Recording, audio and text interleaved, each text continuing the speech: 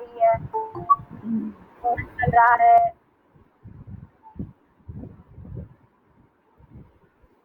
इसमें खा रहा है मैम, क्रिया हो गई उसकी। ठीक है।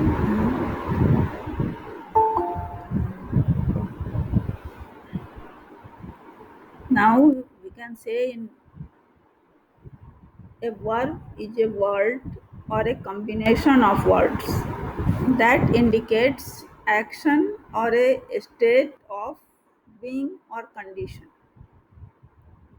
A verb is a word or a combination of words that indicates action or a state of being or condition. A verb is the part of a sentence that tells us what the subject performs. In other words, we can say verbs are the hearts of English sentences. क्योंकि बिना verb का कोई भी sentence का कोई भी अर्थ नहीं रह जाता है। जब तक हम वर्ब नहीं यूज करेंगे तब तक किसी सेंटेंस का कोई अर्थ नहीं बनता है। इसे ऐसे भी कह सकते हैं कि a verb is a word that tells something about a person और thing. It comes from the Latin verbum, यानी इसकी उत्पत्ति कहाँ से हुई है? Latin VERBUM, verbum. It is so called because it is the most important word in a sentence. क्यों? अब ये आप देखो, ए वर्ब में टेल अस क्या क्या बताता है हमें। व्हाट ए पर्सन और थिंग डज, जैसे आपने कहा एग्जाम्पल्स दिया आपने, हरी लाप्स या मोहन रीड्स, राम इट्स, ये क्या है? ये बताता है व्हाट ए पर्सन और थिंग डज। सेकंड, ये क्या बताता है? What is done to a person और थिंग। जैसे द विंडो इज ब्रोकन, ये क्या बताता है? कि what is done to a person और थिंग। पहला बताता है कि व्हाट ए पर्सन और थिंग डज, कोई भी पर्सन और थिंग क्या कर रहा है। और दूसरा क्या है? What is done to a person और थिंग। थर्ड क्या बता रहा है? व्हाट ए पर्सन और थिंग इज, यानी स्टेट। व्हाट ए पर्सन और thing is, as the cat is dead, उसकी अवस्था बताता है, state. Glass is brittle, I feel sorry. तो इस तरह वर्ब बहुत सारे ऐसा करते हैं। हम पहले इसको हिंदी में देख लेते हैं कि क्या क्या वर्ब होते हैं और कौन कौन से होते हैं। कि वर्ब के टाइप्स भी बहुत हैं, कौन कौन मेन टाइप्स हैं।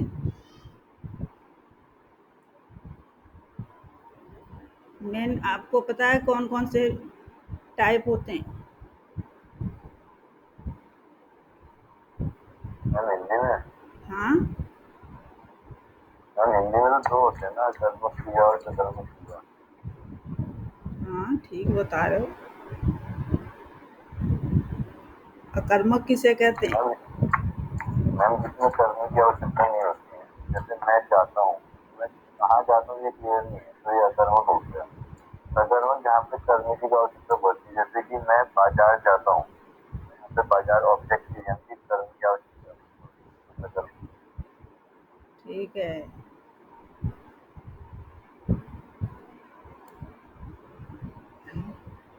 यानी इसमें क्या कहते हैं कि जिन शब्दों से किसी कार्य का करना या होना व्यक्त हो उसे क्या कहते हैं?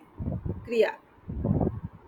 जिन शब्दों से किसी कार्य का करना या होना व्यक्त हो उन्हें क्रिया कहते हैं।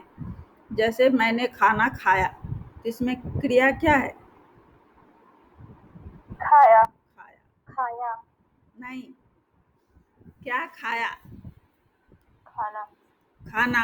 ये ऑब्जेक्ट हो जाएगा, ये आपका सकर्मक क्रिया में आता है। लेकिन मैंने, जैसे मैंने खाना खाया, खाया जो है वो वर्ब है, खाना जो है वो नहीं वर्ब है। वर्ब खाना यहाँ पर फूड के लिए इस्तेमाल हो रहा है ना, भोजन के लिए, कि मैंने भोजन किया, उसके लिए इस्तेमाल हो रहा है। तो इसमें वर्ब क्या है? खाना खाया। यानी सिर्फ खाया जो है वो वर्ब है। जैसे कहा ना कि जिन शब्दों से किसी कार्य का करना या होना समझा जाए या व्यक्त हो, उसे क्रिया कहते हैं।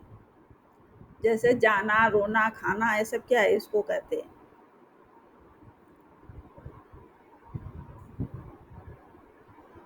इसमें जैसे अकर्मक और सकर्मक की बात की आपने कि अकर्मक क्रिया होती है और सकर्मक क्रिया होती है। अकर्मक को अकर्मक क्यों कहते हैं?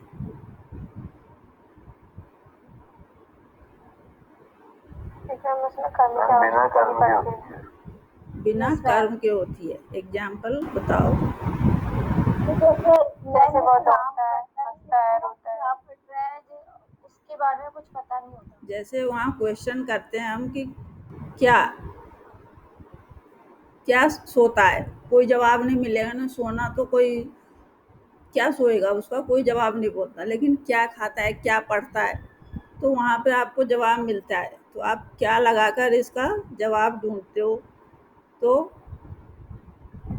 जिसका जवाब मिलता है वो किस में आता है? सकर्मक में। और Yes, जहाँ ma'am, जवाब सकर्मक। नहीं मिलेगा वो किस में आएगा? वो अकर्मक। अकर्मक में। तो कहते हैं कि कर्म के आधार पर ये दो भेद होते हैं।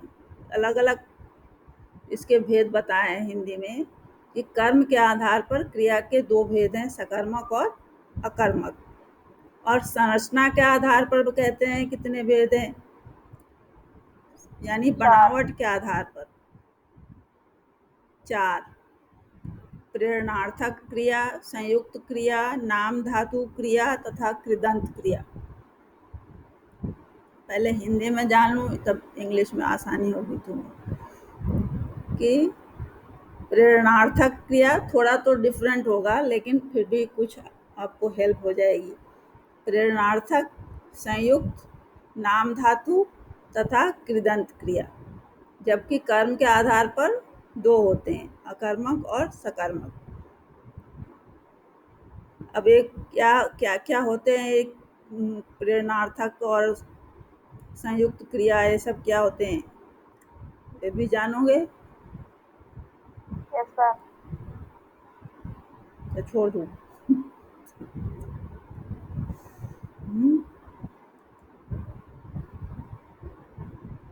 मैम एक एग्जांपल से समझा दीजिए। क्या? एग्जांपल से समझा दीजिए। अच्छा, एक तो मूल क्रिया होता है, एक सहायक क्रिया भी होती है। ये दोनों भी होती है अलग से, सबको अलग अलग समझाना पड़ेगा ना।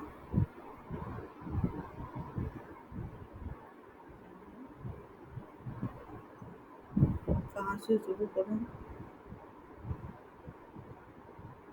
ये बता दीजिए प्रेरणार्थक, नाम धातु। हाँ, यही बताते हैं। जैसे अभी तक शुरू किया हमने कि खाना पीना ये सब जो है। अब कहते हैं कि क्रिया के कई रूप होते हैं जो प्रत्यय और सहायक क्रियाओं द्वारा बदले जाते हैं। इसमें जैसे आपने गीता गाती है, बच्चा खेलता है, श्याम हंसता है, कुछ भी आप जो सेंटेंस बनाते हो, इसमें दो चीज़ें और है। एक अपूर्ण सकर्मक क्रिया होती है।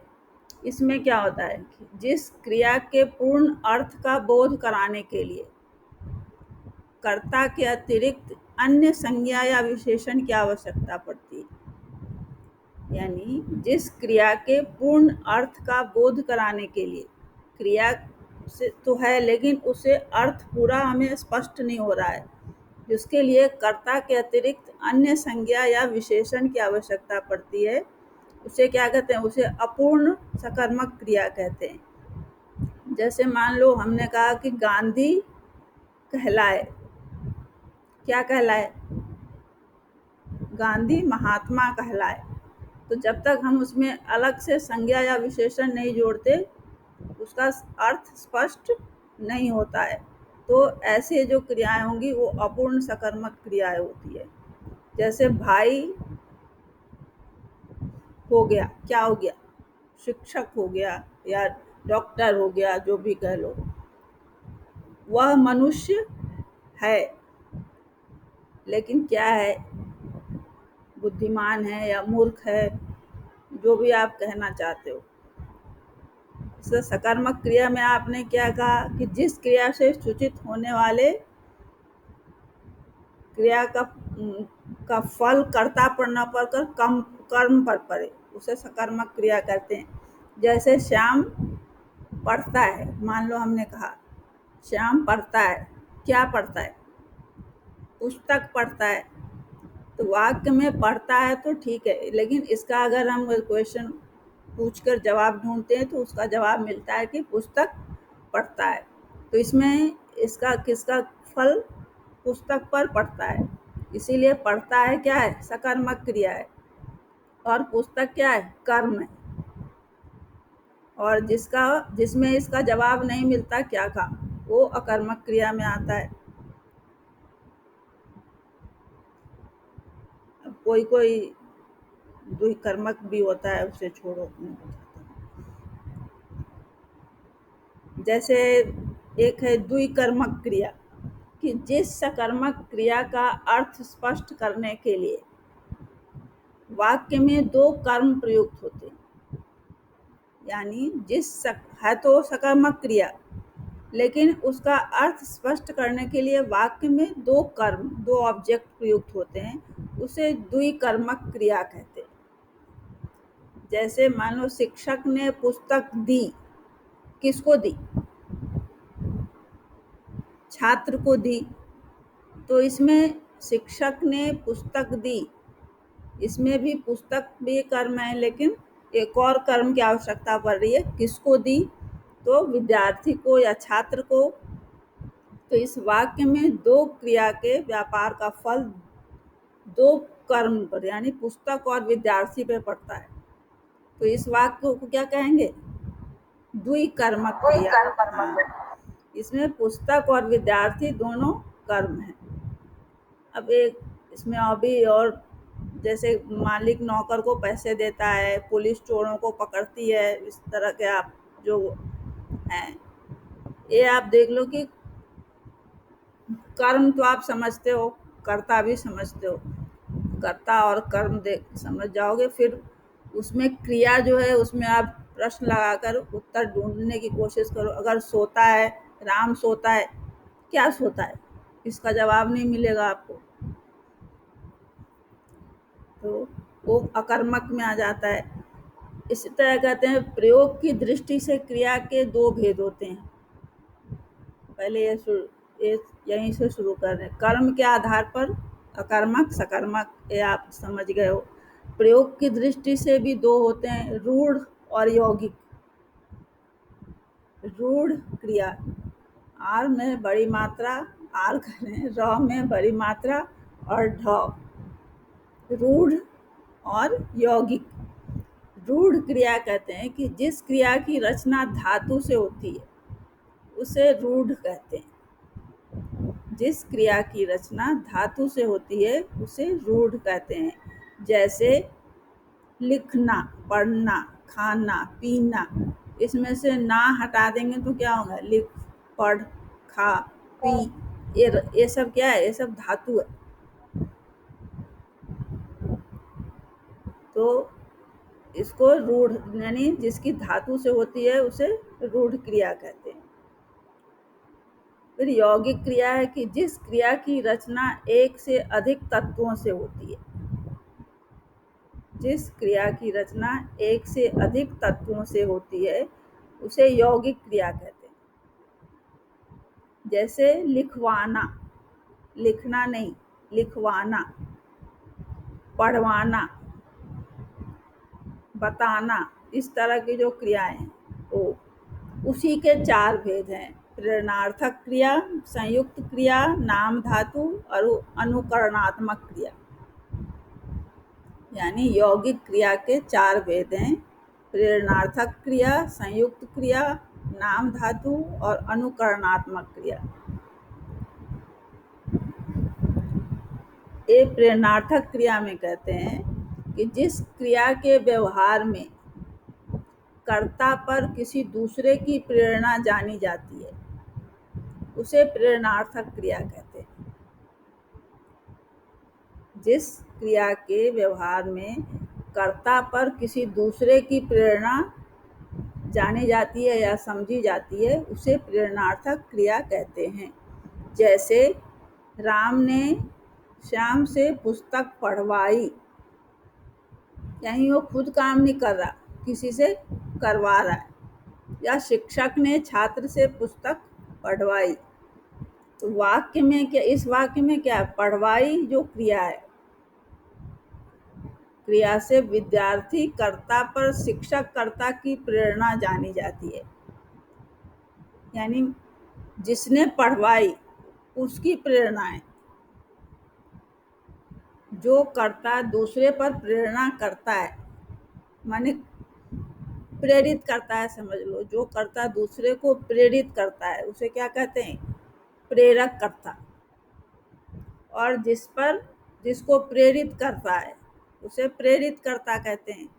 एक प्रेरक होगा, दूसरा प्रेरित होगा। एक प्रेरणा देगा, दूसरा प्रेरणा लेगा। यही तो होता है। मान लो हम तुम्हें वर्ब पढ़ने को या क्रिया जानने को प्रेरित कर रहे हैं, तो हम क्या हैं, प्रेरक। और तुम अगर उससे प्रेरित होकर सीखने का प्रयास कर रहे हो तो तुम लोग क्या हो, प्रेरित। तो इसमें कहते हैं कि एक प्रेरणा देने वाला होता है, एक प्रेरणा लेने वाला होता है। उस तरह की क्रिया जब हम यूज करते हैं तो वो प्रेरणार्थक क्रिया में आती है। कहते हैं प्रेरक कर्ता का प्रयोग कर्ता कारक में और प्रेरित कर्ता का प्रयोग करण कारक में होता है। करण में किसका यूज होता है पता है? कर्ता कर्म करण याद है? करण है, करण मतलब ये सब्जेक्ट के लिए यूज होता है। हाँ, माने प्रेरक दो सब्जेक्ट हो गए ना। एक तो सब्जेक्ट हो गया जो प्रेरणा देता है, और दूसरा क्या है, प्रेरणा लेता है। हाँ, तो जो प्रेरक करता है उसका प्रयोग कर्ता कारक में, और प्रेरित करता जो प्रेरणा लेता है उसका प्रयोग करण कारक में होता है। करण से, हाँ, करण से होता है। तो अधिकतर अकर्मक से सकर्मक और सकर्मक से प्रेरणार्थक क्रिया बनती है। जैसे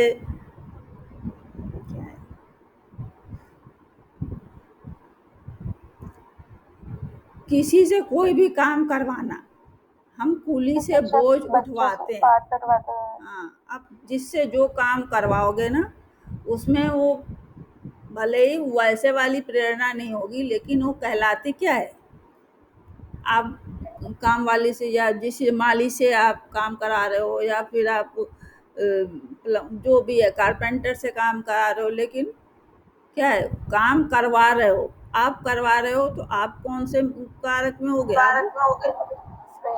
आप कर्ता कारक में हो गए। और जिससे काम करवा रहे हो वो किस में होगा, करण कारक में। हाँ, इसमें यही है। ये नहीं है कि ये बहुत अच्छी प्रेरणा होती है, इसमें काम करवाना है, हम इससे काम करवाते हैं, इसलिए से आता है, इसलिए करण कारक के लिए करें। करण से, कर्ता ने कर्म को करण से बोलते हैं ना।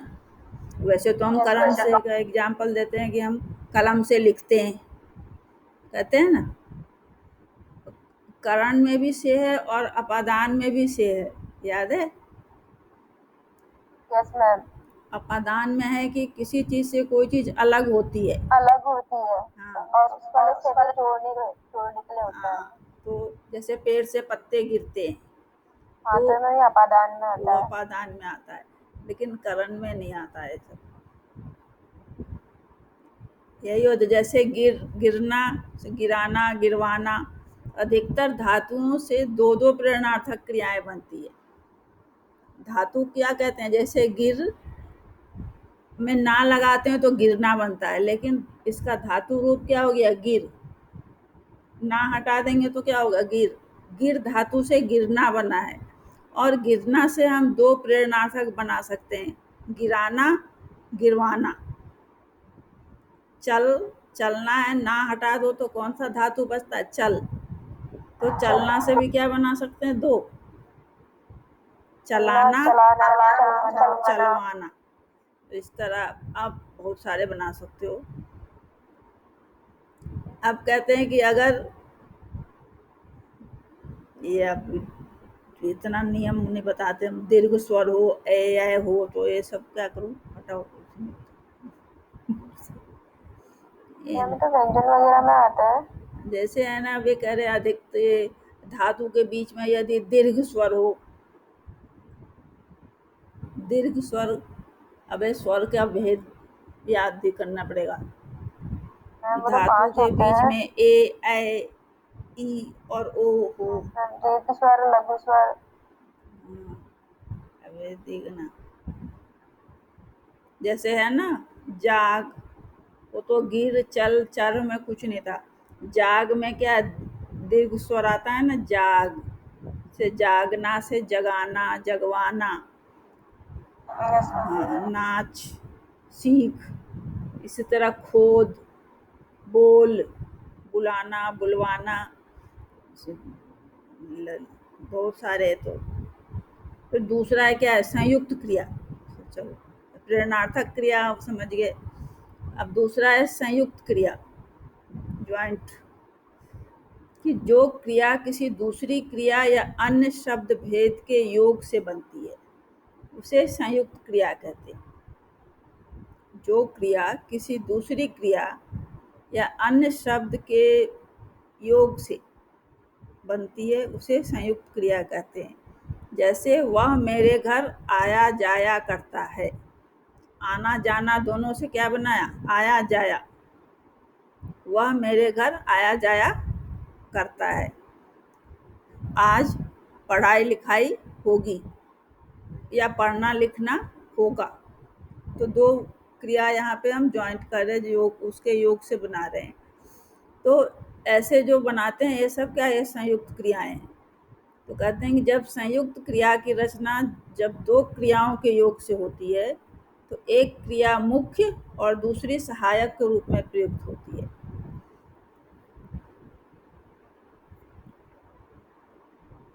तीसरा है नाम धातु। यह है संज्ञा, सर्वनाम अथवा विशेषण से जो बनने वाली धातु को नाम धातु कहते हैं। ये संज्ञा, सर्वनाम अथवा विशेषण से बनने वाली धातु को, नाम धातु से बनने वाली क्रिया नाम धातु क्रिया कहलाती है। जैसे संज्ञा है, मान लो बात, तो इसका नाम धातु क्या होगा? बता। और उसमें ना लगेगा तो बताना हो जाएगा।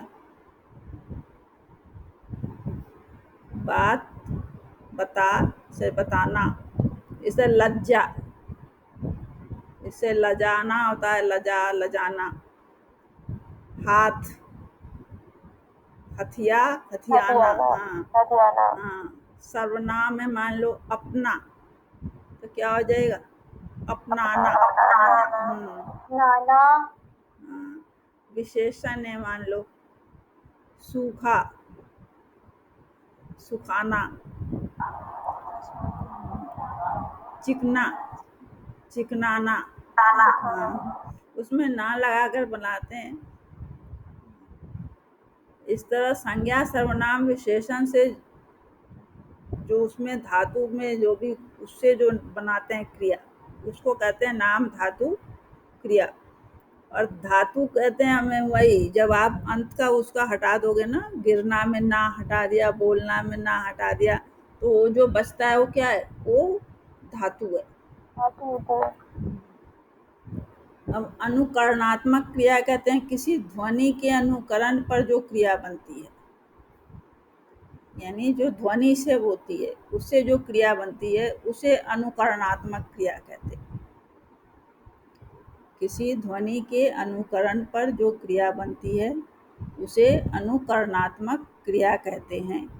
जैसे मान लो दरवाजे पे करते क्या करते हैं? खट खट कहते हैं ना, उससे क्या बनाएंगे? खटखटाना। हाँ। पायल की झंझने, या कुछ और भी झनझन की आवाज होती है तो क्या बन जाएगा? झनकाना, झनझनाना। मान लो मक्खियाँ टन की भनभनाती आवाज, है तो क्या बन जाएगा? भिनभिनाना। सन की आवाज आ रही है, सनसनाना, सनसनाना। यही होता है। थप थप क्या होगा? थपथपाना, हाँ, थर थर थर थर कांप रहे हैं तो क्या बनेगा उससे? थर थराना। इसको कहते हैं अनुकरणात्मक। ये सब क्या है? ध्वनि के अनुकरण पर एक क्रिया बन रही है, तो ये सब को कहते हैं अनुकरणात्मक क्रिया।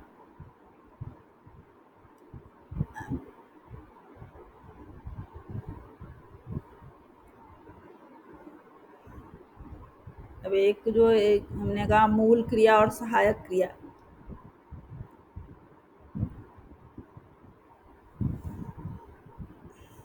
कितना बताऊं?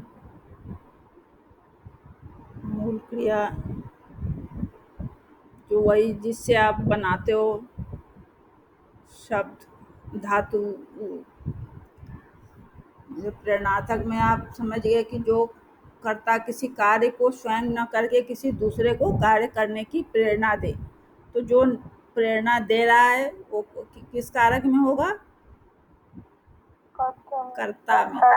और जिसको जो प्रेरणा ले रहा है वो किस में होगा? वो करण से होगा।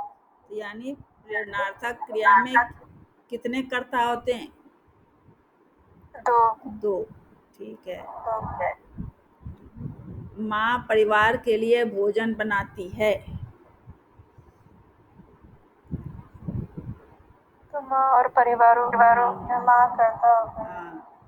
और एक चीज और कहते हैं सभी प्रेरणार्थक क्रियाएं सकर्मक होती है।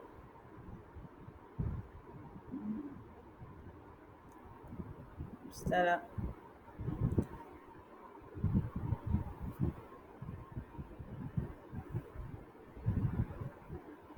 अब एक और वर्ब की बात चर्चा करते हैं, पूर्वकालिक क्रिया।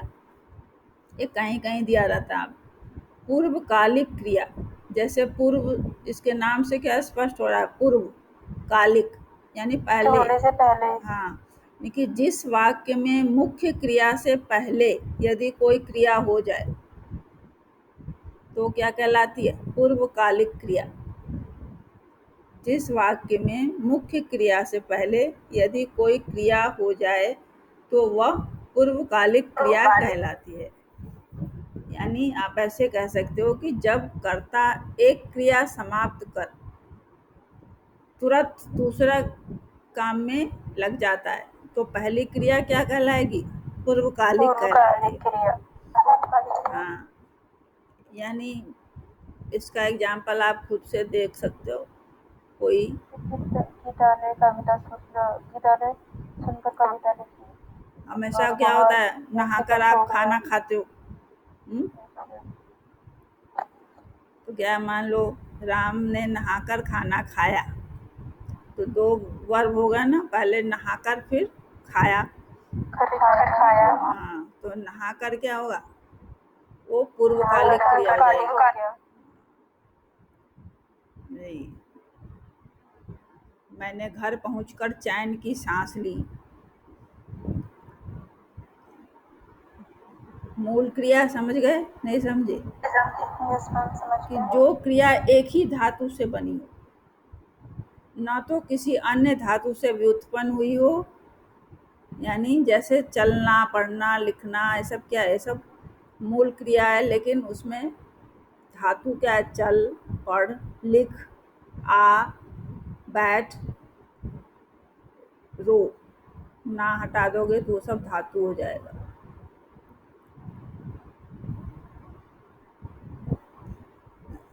और सहायक क्रिया जानते हो कि मूल क्रिया के साथ प्रयुक्त होने वाली क्रिया को सहायक क्रिया कहते हैं। मूल क्रिया के साथ प्रयुक्त होने वाली क्रिया को सहायक क्रिया कहते हैं। मान लो हमने 3 वाक्य बताते हैं, आप बताना कि इसमें क्या है। जैसे मान लो वह, कुछ भी ले लो, वह गया, वह चला गया, वह चला गया है। गया है सहायक क्रिया होगी। ठीक है। और मूल क्रिया इसमें क्या होगा? चला मुख्य क्रिया होगी। चला गया। हाँ।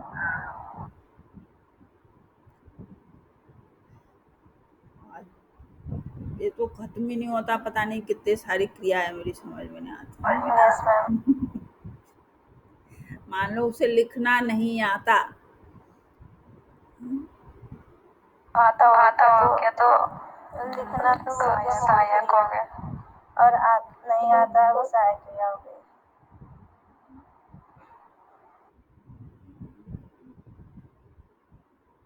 मैम इसमें ना कर्म के आधार पर और संरचना के आधार पर वैसे करके भेद कर रखे हैं क्रिया के। हाँ वही तो कहा, तो संरचना के आधार पर तो सब हो गया, प्रेरणार्थक और ये सब चार तो उधर हो गए। Yes ma'am. और एक इधर पूर्वकालिक भी हो गया। यस मैम, नाम धातु भी हो गया है, हाँ। प्रेरणार्थक भी हो गया है। अब जैसे और ये संयुक्त भी हो अलग गया ही एक है समापिका असमापिका क्रिया। कहते हैं कि समापिका और असमापिका कि हिंदी में क्रिया सामान्यतः वाक्य के अंत में लगती है, हम लोग लगाते हैं ना, वह चला गया है या वह खाता है, खा रहा है, इस तरह लगाते हैं। तो कि वाक्य क्रिया से समाप्त होता है, इसी कारण ऐसी क्रिया को समापिका क्रिया कहते हैं अगर वह अंत में है। जैसे राम विद्यालय गया, इसमें गया कहाँ यूज हो रहा है? लास्ट में। लास्ट में। हाँ, तो वो क्या है? समापिका। लेकिन जो क्रिया अपने सामान्य स्थान वाक्य के अंत में ना आकर कहीं अन्यत्र आ जाए, उसे क्या कहते हैं? असमापिका क्रिया कहलाती है। अब कहीं कहीं तो दो यूज हो जाते हैं। जैसे घर आए बेटे को उसने पहले खाना खिलाया, घर आए बेटे को उसने पहले खाना खिलाया, इसमें तो आए भी है, घर आए है ना, वो पहले भी यूज हो गया। तो इसमें आए क्या होगा? समापिका क्रिया। अब जैसे उसे लिखना नहीं आता, कहते हैं कि क्रिया के साथ ते हुए, कर, ए, ना आदि लगाकर असमापिका क्रिया रूप बनाते हैं। क्या क्या? ते या ता जो भी है, ते हुए, जाते हुए नहीं कहते, कर, ए, ना, यानी इनका प्रयोग संज्ञा विशेषण अथवा क्रिया विशेषण के रूप में भी होता है। यानी कभी कभी क्रिया ऐसे भी लगाते हैं, जैसे रोते बच्चे को मिठाई दो, रोना में क्या लगा दिया? ते, रोते। यानी यहाँ किस रूप में आ रहा है? विशेषण के रूप में। रोते बच्चे, बच्चा क्या कर रहा है? बच्चा रो रहा है, तो रोते बच्चे को मिठाई दो, तो देना भी तो, देना से दो किया, ये भी क्रिया है। और रोते बच्चे को मिठाई दो, तो यहाँ रोना को रोते में चेंज किया और वो विशेषण के रूप में यूज हो रहा है। उसे लिखना नहीं आता, उसे लिखना नहीं आता, यहाँ कहते हैं संज्ञा के रूप में आ रहा है। ये तो सब ठीक है। एक जैसे हमने आपको है, था, थी, ये सब जो है वो क्या है? वो भी तो वर्ब है, यस मैम। वो भी सहायक क्रिया कहलाती है।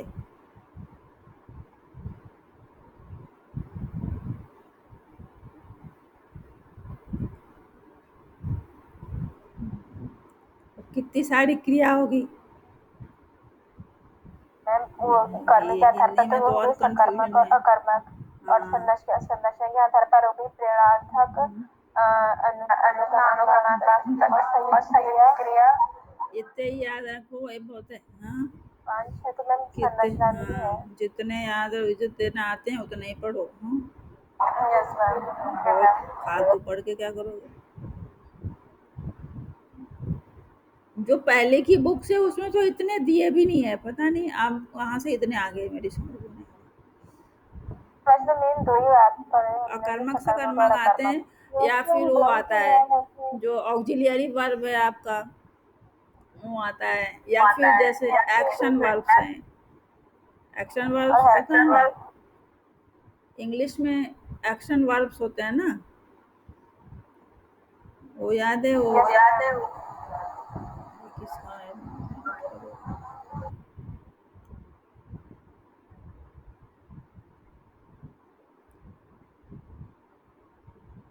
एक्शन वर्ब्स और इन टू इन्फिनिट करके होता है ना, लिंकिंग वर्ब। जैसे ऑक्सिलियरी हो गया, और हमें लिंकिंग वर्ब भी होता है। हाँ लिंकिंग भी होता है।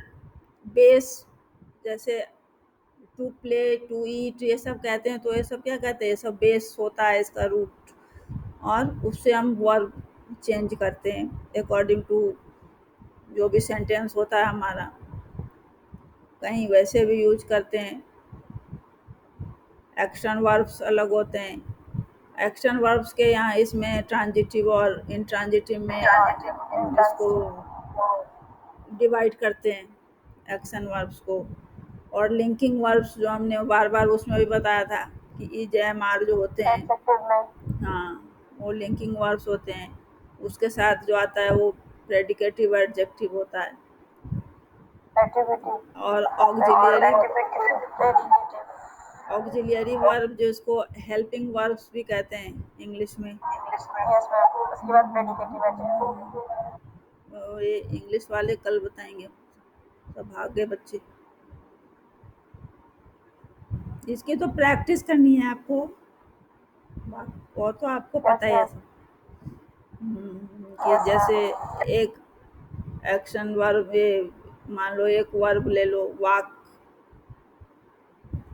राम वाक्स, तो कौन सा है, किस क्या है, विजुअल एक्शन होगा है। फिर मान लो Ram is going to school, एक कंडीशन ऑफ एक्शन में यूज होता है, इस तरह इसके ऐसे टाइप हैं। अगर मान लो Ram does not go to school, तो क्या है, निगेटिव एक्शन में यूज होता है। और कहते हैं कि Sheela is a good girl, तो स्टेट ऑफ बीइंग में यूज होता है। यानी एक वर्ब कैसे यूज होता है अलग अलग इसमें। और इसके साथ साथ आपको क्या पढ़ना होगा कि कहते हैं verbs are related to a lot of other factors like the subject, person, number, tense, mood, voice etcetera. तो यानी सब्जेक्ट पे डिपेंड करता है। मान लो आपके पास इज एम आर कोई वर्ब नहीं है, प्रेजेंट इंडेफिनिट है, पास्ट इंडेफिनिट है, फ्यूचर इंडेफिनिट है। प्रेजेंट और पास्ट में तो नहीं मिलता आपको। जैसे राम जाता है, तो क्या बना हो गया, राम गोज। अगर वही राम जा रहा है तो राम इज गोइंग लगाना पड़ेगा आपको, इज। और राम गया तो फिर वेंट। नहीं, अगर पार्टिसिपल में बनाना है, राम गया है, तो क्या लगाओगे, राम हैज गॉन। हैज के साथ क्या लगता है, थर्ड रूप। हाँ, तो वर्ब का थर्ड रूप, यानी वर्ब के तीनों रूप जानने पड़ेंगे आपको। इंग्लिश में तो अलग अलग होते हैं, हिंदी में इतना नहीं होता। इसमें इन्फिनेटिव और बेस फॉर्म। इन्फिनेटिव में क्या, बेस फॉर्म तो वही होता है जैसे boys play in the garden या children play in the garden. तो यहाँ प्ले क्या है, बेस फॉर्म में यूज हो रहा है, और टू के साथ यहाँ यूज होता है तो क्या कहते हैं, इन्फिनेटिव में यूज हो रहा है कि tell them not to play. To का भी यूज करते हैं तो उसको कहते हैं इन्फिनेटिव में। Yes ma'am. और अगर ईडी लगा दिया तो पास्ट टेंस, ईडी मतलब जिसमें लग सकता है और जिसका रूप चेंज होता है पास्ट टेंस में तो अलग है। पार्टिसिपल किसी किसी का तीनों में चेंज होता है, जैसे गुड में, इसमें आपका है ना, क्या है, गो वेंट गॉन। रीड का नहीं होता, रीड रेड रेड, स्पेलिंग वही रहती है। तो आपको इसके भी याद, जेरंड भी इसी में आपको देखना पड़ेगा, जो थोड़ा बहुत आपको पहले बताया भी था कि जेरंड कैसे, यानी finite verbs, non finite verbs, action verbs, linking verbs, auxiliary verbs और जेरंड सब देखने पड़ेंगे। ठीक है, इसको कल पढ़ के ख़त्म कर दें, इसमें कुछ नहीं। फिर आप थोड़ा वॉइस चेंज, वॉइस देखोगे, क्योंकि वॉइस में भी वर्ब का रूप चेंज होता है और सब्जेक्ट का भी रूप, प्लेस चेंज होता है। यस मैम, सब्जेक्ट ऑब्जेक्ट का हाँ, तो उसको, उसके रूल्स देखने पड़ेंगे थोड़े। रूल्स तो सबके बहुत सारे हैं, उतना हम बताएंगे तो कभी ख़त्म भी नहीं होगा, पता है। इसके भी है, वर्ब के भी बहुत हैं बुक्स में ना, ढेर सारे रूल्स हैं कि कहाँ क्या यूज करेंगे। जैसे shall, will, should, would, may, might, must, can, could कहाँ यूज करेंगे ना, सबके रूल हैं, वो जानना ज़्यादा जरूरी है। टाइप तो आप पता ही है। ठीक है, चलो आज टाइम हो गया आपका। ये तो बच्चे ही भाग जाते हैं, भाग जाते हैं, 7 बजे टाइम होते चले जाते हैं।